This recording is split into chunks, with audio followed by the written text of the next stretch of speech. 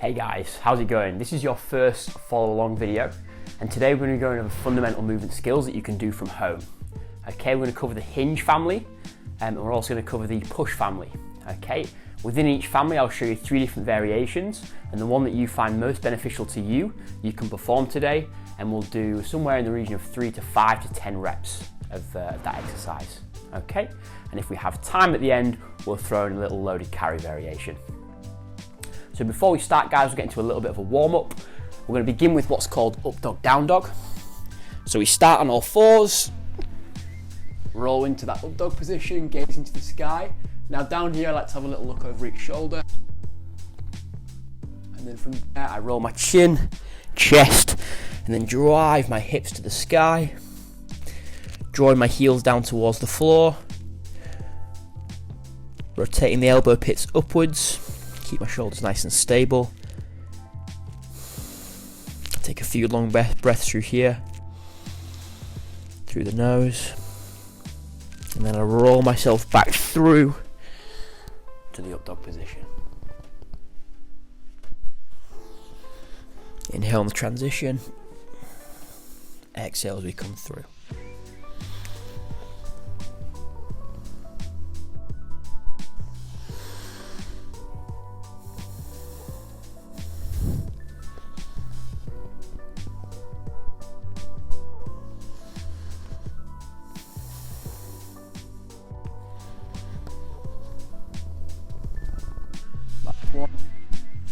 Really trying to draw that chest towards the legs, so we open up through that thoracic spine and relax. Okay guys, and that one, if you feel quite tight in the hamstrings, feel free to bend your knees. I'll just turn the camera down a little bit so you can see this one. This next one's called scorpions. Okay, we're just going to simply lie on our front like so. From there, you can see me.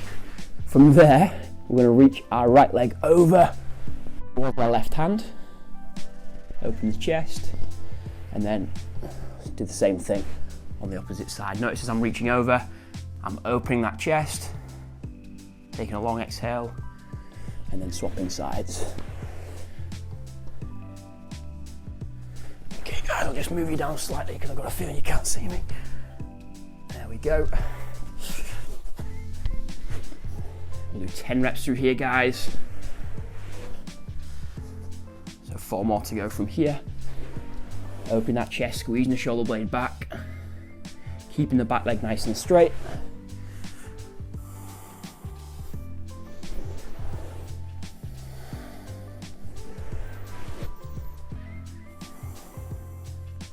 Okay, good stuff. From there, we'll go into our squat to stand. This will be the final warm-up exercise we'll do today. So squat position, okay, stance, usually about hip width, knees about, feet about 5 to 10 degrees turned out in most cases. From here we go into that squat position, stay nice and upright. We flex forwards into our forward fold, and then if we need to, we can bend the knees, hinge to create a nice straight back, and then we drop back into that squat, squeezing the toes into the floor like a tripod foot. So think big toe, little toe, heel, gripping into the floor. And we flex, straighten, and drop down. If you find it real difficult in the squat, guys, you can always put your heels on something as well, like a mat or some plates or whatever it is you've got handy, some old books. Flex, straighten, sink back down. Let's do 2 more.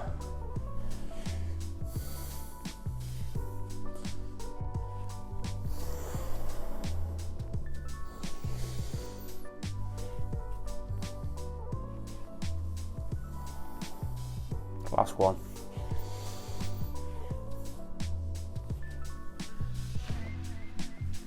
Awesome, guys. Okay, so I'll just poke you up a little bit for the first bit. That'll do. Okay, so the first part of this session, guys, is going to be the hinge family. The hinge family is one of the most explosive movements the human body can do. Okay, in jumps, things like this, the hinge, you're going to see the hinge pattern quite prevalent. Okay, essentially all we're doing is it's usually a soft bend in the knees, and then we're hinging the hips back. Okay, so the analogy that I like to give is the idea of like a bow and arrow. Okay, so when we've got a bow here, as we're hinging back, that bow is being stretched. As we stand tall, the arrow is being shot. Okay, so the first drill I'm going to show you, we're going to stand against the wall. Okay, only our feet about an inch away from the wall to start with. Hands go by the sides. We're going to slide our bum down to the wall, stand tall. If it's easy, step a little bit further forwards. Hinge that bum back towards the wall, stand tall. Again, if it's too easy, step a little bit further forwards. Back stays straight, we hinge the bum back, hinge the bum back, hinge the bum back. Feel that tension through the hamstrings, feel that tension through the posterior chain, and then shoot to stand tall. Okay, if it's still easy, you can step forward a little bit.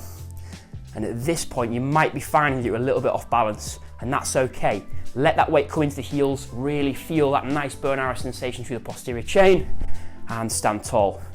Let's go 2 more. Hips back, hips back, hips back, hips back. Stand tall from the side. Obviously there's no wall here, so I'll fall over if I try and touch it. But if you notice that back stays straight and the bum goes back, back, back, back, back until I feel that nice preloading through the hamstrings, through the posterior chain, and then I shoot the arrow to stand tall. Stand tall. Okay, one last cue I'll introduce you to. As I'm sliding down, I'm thinking about pushing my hands into my legs. What it's going to do is help engage the lats. The lats attach just down above the lumbar spine, so it's called the thoracolumbar fascia. They attach right down basically here where my hands are. Okay, so they're going to really help stabilize the spine if we push our hands into our legs. Okay, now we'll add a little bit of load. So it doesn't really matter what you've got. I'm fortunate to have a kettlebell. You could also use a plate. You could use a dog. I don't think you'd appreciate that though, or she'd appreciate that. You could use a child. No, same thing probably. But yeah, any sort of object with some mass, okay, with some weight. So from here, we're going to do what's called Bulgarian goat bag swings. Now this one's coined by Dan John. Great name. Essentially, we're going to go through that hinge pattern, but we're going to rest the weight on our belly button. Okay, so we hinge, hinge, hinge, hinge, hinge. Feel that bow and arrow. Stand tall. Hinge, hinge, hinge, hinge, hinge. Stand tall.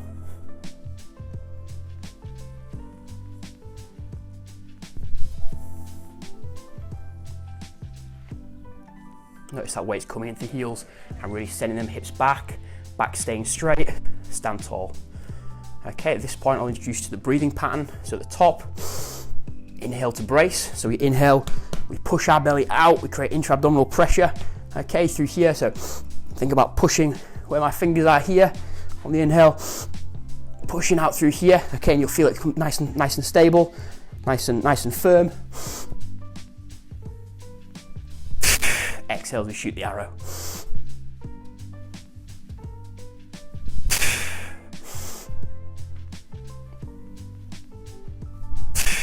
Okay, when it comes to movements like deadlifts or kettlebell swings or cleans, which are obviously in the hinge family as well, you can see the probably resemblance between their movements, and that brace becomes really, really important, especially as the load starts to increase. Okay, so that's the second option, guys. So first option, bum to wall. Second option, Bulgarian goat bag swing. Okay, and the third option, which is going to be the most challenging, is going to be your single leg hinge. Okay, so from here, if the first one felt great and that's the one you're going to use and you feel like you're still learning the hinge, by all means stick with that one. If the Bulgarian goat bags felt great and you want to use that one, use that one. But if you feel like you've still got more in the tank and you've got, you can progress this movement further with good form, then this is the final variation. Okay, and this is going to be your single leg hinge. So we grip our foot into the floor. Okay, really pushing them toes down. We create that tripod foot, big toe, little toe, heel, boom, gripping into that floor. From there, hands are going to go on the hips, and we're simply going to hinge on one leg.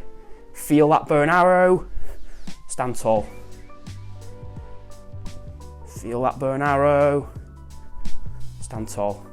Okay, to show you from the front. Feel that bow and arrow, stand tall.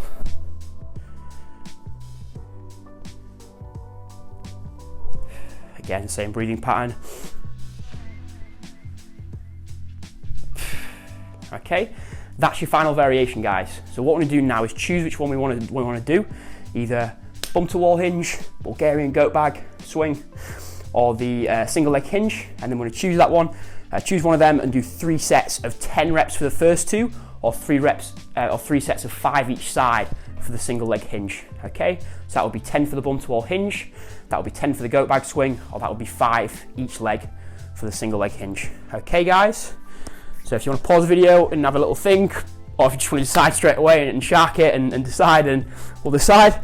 I'm going to go with the single leg hinge. Okay, I'm going to go 3 sets of 5 each side. I'd suggest starting on your bad leg first, or your less stable leg first. Let's get it.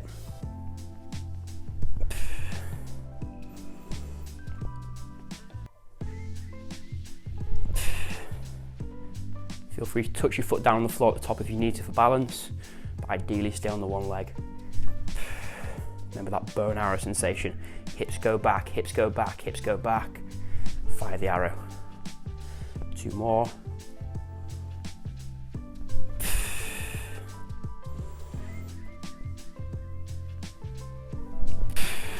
Okay, now swap sides.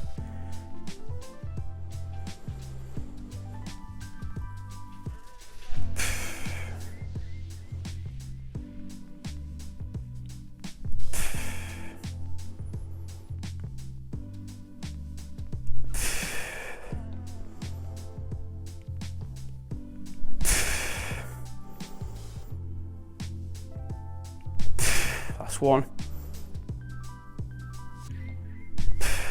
Okay, shake it off.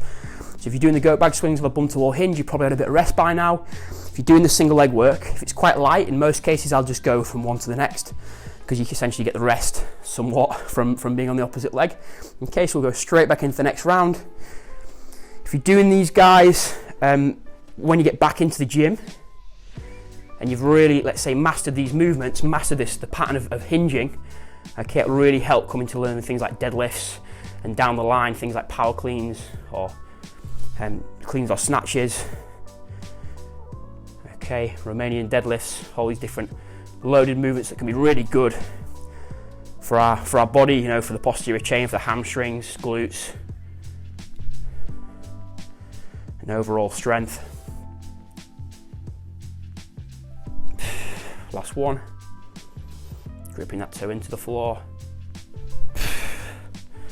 Okay, onto the opposite side now. Hips back, hips back, hips back. Feel that posterior chain, and then we fire. Grip them toes into the floor. Hips back, fire.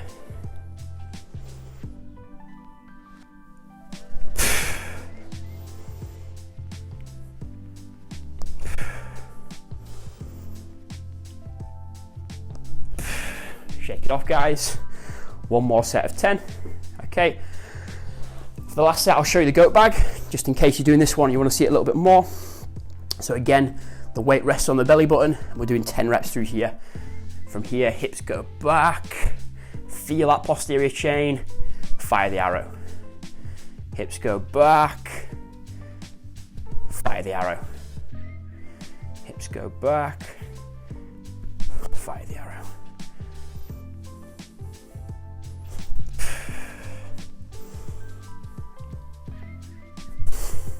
4 to go.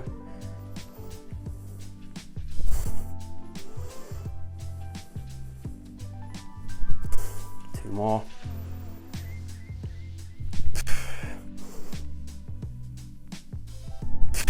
And that's the hinge family. Okay, guys. If you sort of always shied away from movements like deadlifts or kettlebell swings, it may just be that your form's not optimal and you're not bracing correctly, you're not keeping that, you're not getting that bum back and really loading up them hips, hamstrings. So yeah, working on these movements, guys, getting down real solid, real clean form, you know, really understanding and getting that nice smooth rhythm through the movements might be a massive help.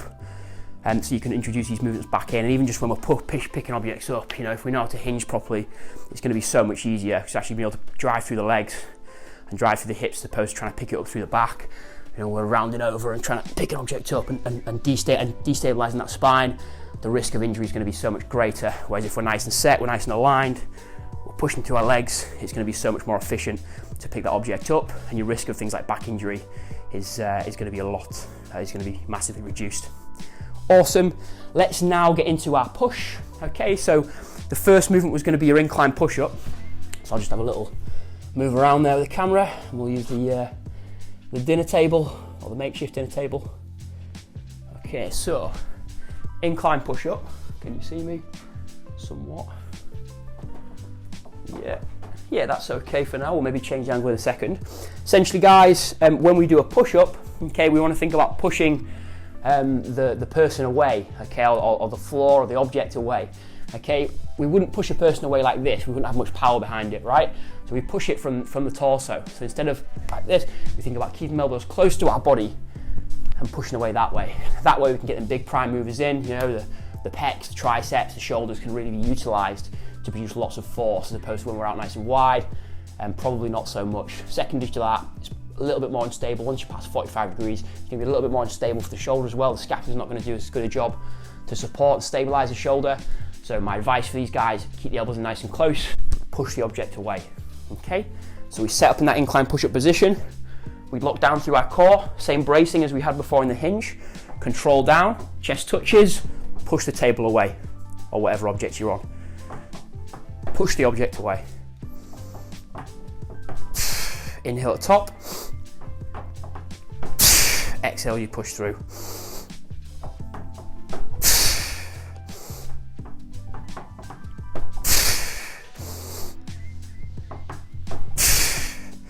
Okay, that's your incline push-up. Now we'll go into your regular push-up. If they feel really difficult, guys, obviously when we come to the sets, stay on that one. That's absolutely fine. Okay, so when we're doing this, guys, the idea of pushing the object away or pushing our body away, in this case, it's pushing the floor away rather, okay, is massive, I find, as a coaching cue. The great Dr. Stuart McGill, or Professor Stuart McGill, who's a spine biomechanics expert at University of Waterloo in Canada, what he said, a quote that he had is, proximal stiffness allows distal athleticism. Basically, that means that if we lock down through the midline, okay, lock down through the torso, the core, then that's going to allow our limbs to express, you know, the most force that they can. Okay, if we're loose through the torso, all that force is going to be dissipated. We're not going to be able to produce, we're not going to be able to perform the movement outcome as well as we'd like to. Okay, so notice as I'm doing this, guys, I'd like you to bring attention to it as well. As we control down, as I push my body away, I'm really staying nice and stiff. Okay, that's allowing me to push the floor away and really create that nice explosive strength through this movement.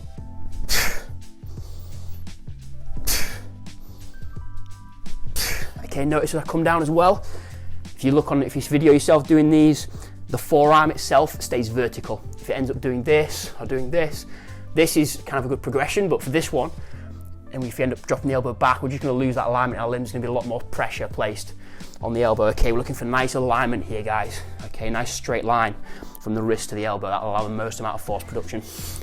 Same with overhead press, same with bench press.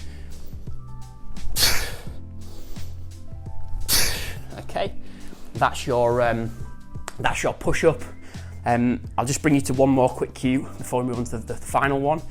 And as I'm doing it, just like if some of you guys have done bench press before with a barbell and you think about bending the bar to create external rotation in the shoulder, it creates torque, it creates stiffness. Same thing here, guys. When I'm doing my push-ups, externally rotate, grip the fingers into the floor, externally rotate. Okay, the elbow pits come forwards, and that helps to create that stiffness and that stability through the shoulders. Okay, guys, so fingers in and then boom, externally rotate. Same thing applies for this last one. These are your pike push-ups. So you can bend the knees if you've got quite tight hamstrings, that's absolutely fine. From there, you're gonna push right on the tippy toes, push toe into the handstand position.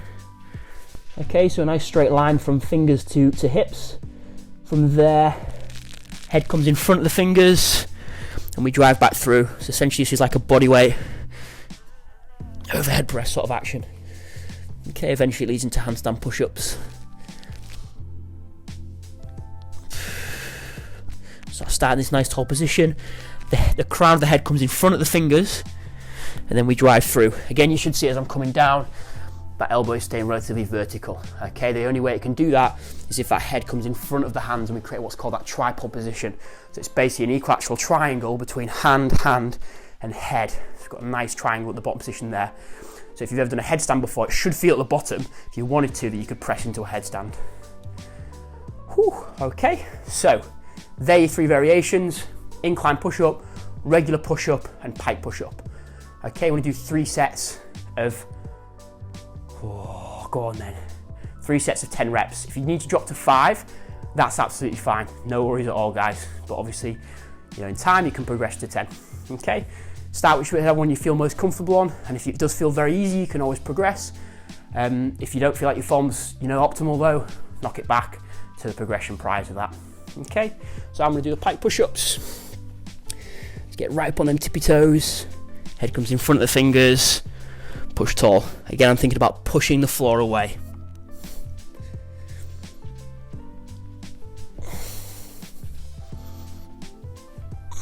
4.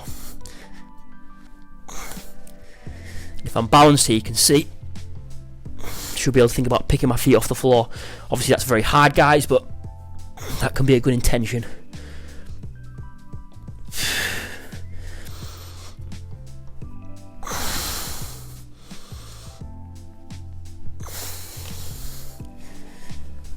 Whew, that's 10 reps. Okay, if this one's still too easy, you can always go ahead and put your feet on something like this. I'll show you for the last set, and that way you'll make it quite considerably harder. Okay, you'll take the weight off the floor a little bit, bring the center of mass a little bit more over your shoulders and make it a reasonable amount harder. Okay, second set I'll show you push-ups, 10 reps, have a shake off.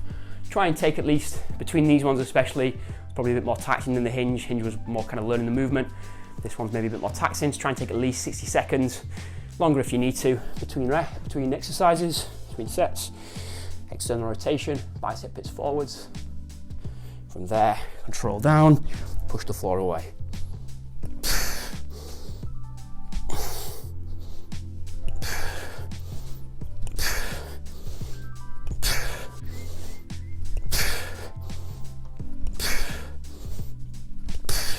Nice.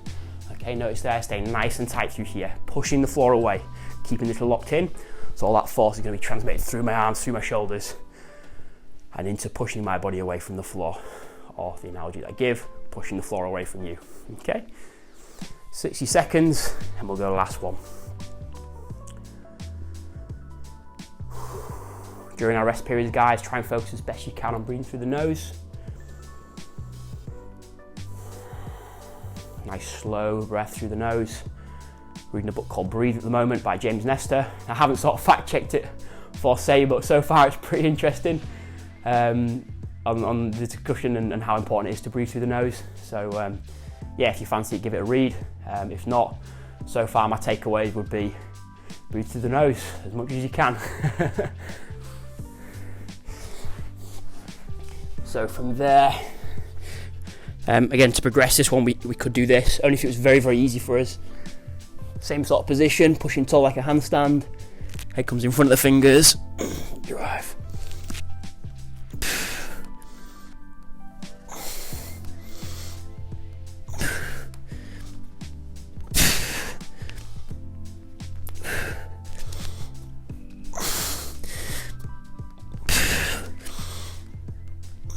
Last one. Whew. And there we have it. Okay, we've gone through the hinge family and the push family. Really good work. So obviously choose a variation that is optimal for you, okay? And then in time, you can work on progressing it to the next level, okay? Into maybe the third variation if you're doing the second, or obviously feel free to drop us a message or whatever if you're looking for more advanced progressions. But I'm sure if you put in push exercises or hinge exercises, you'll get some good options. Just ensure that you're adhering to the principles discussed here, guys. Okay, and really working on in the hinge shakes, getting that bum back, okay, creating that burn arrow sensation. And if we've got a barbell especially, pulling that bar nice and close to our body, engaging our lats, helping to stabilize our spine. In the case of the push, thinking about keeping that vertical forearm and thinking about pushing the object away, okay, to really create that stiffness, like we're pushing someone or something, okay? For the rest of the day, guys, or if you've still got a bit of time, obviously it's just a quick session, this one, feel free to do some loaded carries. So whether that's you've got some sort of object or bag and you carry it, whether your child or whatever, you carry them about. But yeah, some loaded carries, or even just a walk or steady walk or steady run. Just try and get out there, get some motion in there. Loaded carries, I think, or any sort of locomotion based activity, I think is a fantastic way of training. certainly specific to demands of life. And also, if you can get outside and do it, you get some fresh air in the meantime as well. So yeah, on many levels, it's good stuff. Okay, at some point, we'll probably show you some loaded carry variations if I can get a little bit more fitness gear in here. But if not, like I say, you can use all sorts of objects as well. You know, a rucksack with some weighted stuff in, or like I say, you know, and one of your family members, you know, stick them on your back, whatever you feel safe doing. Awesome, guys, that's day one. I'm looking forward to seeing you tomorrow. Enjoy.